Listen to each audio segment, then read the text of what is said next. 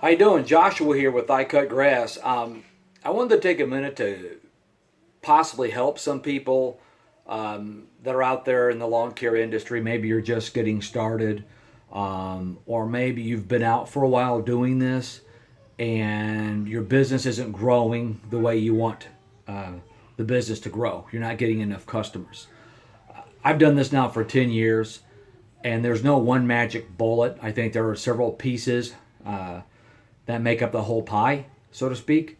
But something that I found that works really well with building on new business is, you know, looking at the properties that are around the properties that you are servicing. For example, I'm on the residential side of the industry. And so when someone calls us for occasional service, or maybe it's just, someone calling for regular service, I always look at the properties immediately around them. I call it clover leaving. So you've got the neighbor to the left and right and the two homes, in the exact same position across the street. I look at those homes, and I mean, if they're out, I might say hi. I don't want to violate anybody's privacy. But oftentimes what I'll do is I'll write those addresses down, and I'll mail them a very short letter that says, hi, I mow a couple lawns in the neighborhood. If you ever need any help, I hope you would consider giving me an opportunity to help you.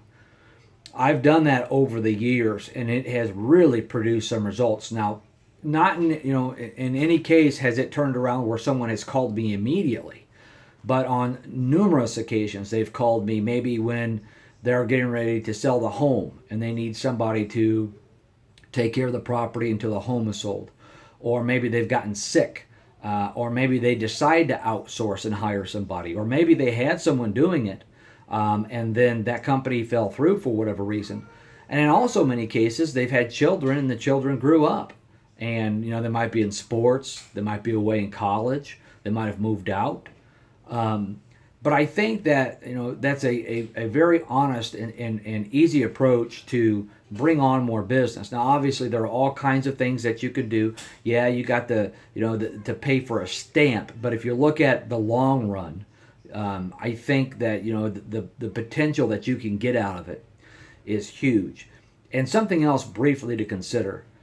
I don't personally like mowing on the weekends. I always thought it'd be good not to mow on the weekends because I get to stay at home. Well, my business has grown now, and I have people that take care of the mowing for me. But one of the best times in the residential industry for people to actually see your business and your advertising is when you're doing work on homes, when you're doing the mowing, when you're doing the mulching, when you're doing the aerations, the seeding, whatever it is, the leaf removal, on the weekends so they can see you.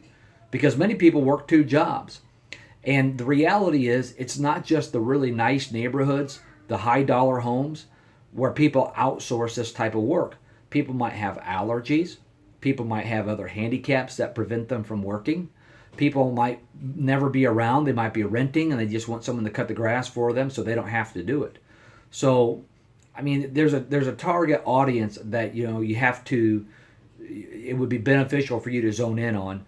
But all that being said, the main thing here I wanted to share with people that helped me is looking at those properties that are near the homes that you do. I see a lot of guys come into this industry and fail right away, and there are a bunch of different reasons. I also know that this is a bridge gap for many people. If you get hired or fired somewhere and you've got a lawnmower, at least you could go knocking on doors and put food on the table. I mean, I've been in that position before in life. You do what you got to do. But I hope this helps some people out there. Obviously, there are all kinds of different things you can do. You need business cards. Every time you go out to eat, wherever you go, you always hand out a business card. I've got my t-shirts on all the time. I've done that for 10 years. Everywhere I go, I've got my t-shirts on. When I'm in the gym training, I've got a t-shirt on. It's on the weekend, I'm going to the grocery store, I got a t-shirt on. Going to get my hair cut, yeah, everywhere I go, I've got it on. And people have called me out on it and said, hey, wow, that's great advertising. Or, hey, can I take a picture so I can call you? Or, hey, I need, some help. So it does help, but I think it depends also on how far you want to take it.